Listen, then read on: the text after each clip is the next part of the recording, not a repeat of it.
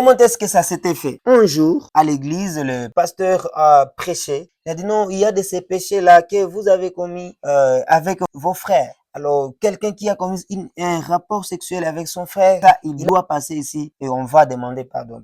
Le père, la mère et les enfants sont à l'église. Surpris, l'enfant avance à l'âge de 12 ans. Mais le père se demande, mais comment je suis avec cet enfant à la maison? Je ne connais pas ses affaires. Il avance vers devant et on prie pour elle. En arrivant à la maison, le parent commence à s'acharner contre la fille. Mais elle dit, non, non, moi, j'ai fait ceci avec mon frère tel. Il m'a trompé, en fait. Oui, parce qu'un enfant qui a de 10 ans avec un jeune garçon de 17 ans, de 18 ans, c'est tout à fait normal qu'il la persuade et qu'il parvienne à tromper sa petite sœur ou bien sa cousine. Alors, quand des choses comme ça sont arrivées, il y a eu séparation même dans la famille. La grande sœur et le monsieur ne s'entendaient plus. Pourquoi? Parce que c'est son fils qui a abusé de sa fille. Et puis des choses comme ça crée vraiment des conflits, des disputes et des problèmes. Vous pouvez négliger ces éléments, mais ces éléments existent. Ces faits sont palpables dans nos familles. Si on pouvait commencer à